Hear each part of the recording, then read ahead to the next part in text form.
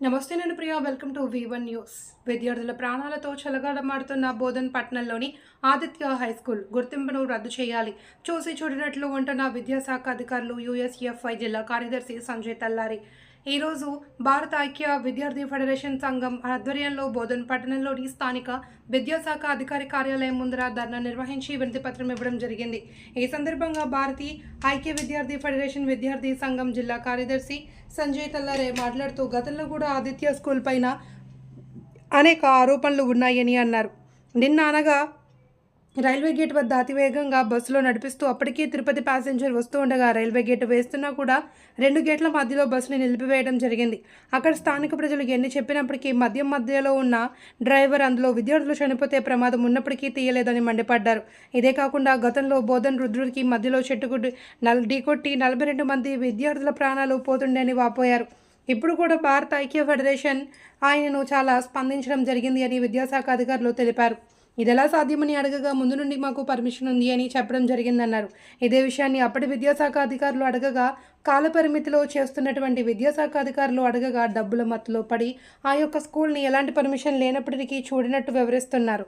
School పోయిన విద్యాశాఖ అధికారులు కనుక చర్యలు తీసుకోకపోతే విద్యార్థి తల్లిదండ్రులతో మరియు విద్యార్థి సంఘాలతో కలుపుకొని పెద్ద ఎత్తున కార్యక్రమం చేపట్టే వరుస హెచ్చరిస్తూ ఉన్నారు. ఈ కార్యక్రమం విషయాన్ని స్థానిక విద్యాశాఖ అధికారులు పట్టించుకోకపోతే జిల్లా కలెక్టర్ దృష్టికి తీసుకువెళ్తామని తెలియజేశారు. కార్యక్రమంలో మంగేష్, చందు, హరి, రాజు తదితరులు పాల్గొన్నారు. సార్ గారికి దాని మీద డమ్మీ లెటర్ ప్యాడ్ మీద రికగ్నిషన్ అయినటువంటి స్టాంపు లేదు, అదే విధంగా లెటర్ ప్యాడ్ కూడా లేదు. మేము దయచేసి మేము కోరుతా ఉన్న ఒకటే ఏంటంటే మేము డిఓ సార్ కూడా కాంప్లైంట్ ఇస్తాం. దశల వారీగా ఏదైతే ఆదిత్య స్కూల్ ఉందో దశల వారీగా ప్రోగ్రామ్స్ ఉంటాయి. ఖచ్చితంగా ఆ స్కూల్ మీద ఇప్పుడు ఎంపీ కోడ్ ఉంది కాబట్టి చేయలేకపోతున్నాం. ఖచ్చితంగా ఎందుకంటే మాకు ఎంఓ సార్ మీద నమ్మకం ఉంది కాబట్టి మేము రాతపూర్వకంగా ఆయనకు లెటర్ రాసి ఇవ్వడం జరిగింది.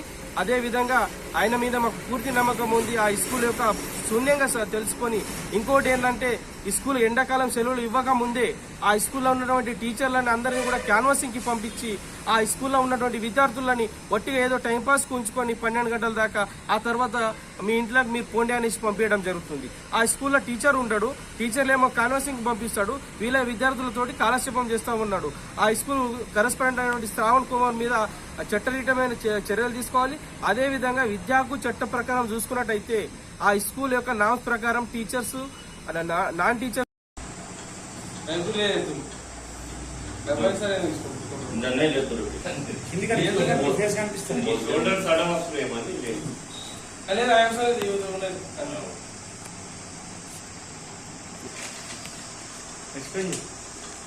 అదే బోధన్ పట్టణంలోని ఆదిత్య స్కూల్ అని ఉంది.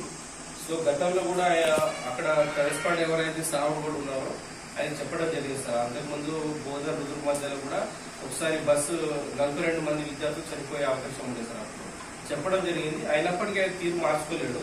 ఇప్పుడు నిన్న అంటే గురువారం రోజు కూడా సార్ రైల్వే గేట్ వద్ద రైల్వే గేట్ పడుతున్నప్పటికీ వాళ్ళ డ్రైవర్ తాగిన మైకంలో స్పీడ్ గా తీసుకొచ్చి 2 గేట్ల మధ్యలో నిలబెట్టడం జరిగింది. దానివల్ల విద్యార్థుల ప్రాణాలు ఉంది సార్. ఇంకోటి ఏంటంటే విద్యార్థి చట్ట ప్రకారం చూసుకున్నట్టయితే సార్ ఆ యొక్క స్కూల్ కి రికార్డింగ్స్ అయిందా లేదా అనేది మాకు క్లారిటీ కావాలి.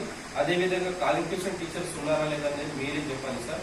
ఒకసారి మీరు దయచేసి లోతుగా పరిశీలించి, ఎందుకంటే ఒక సిన్సియర్ ఆఫీసర్ మాకు మీ మీద పూర్తి నమ్మకం ఉంది కాబట్టి కఠినమైన చర్యలు తీసుకొని ఆ యొక్క స్కూల్ యొక్క గుర్తింపు రద్దు చేయాలని మేము కోరుతున్నాం సార్.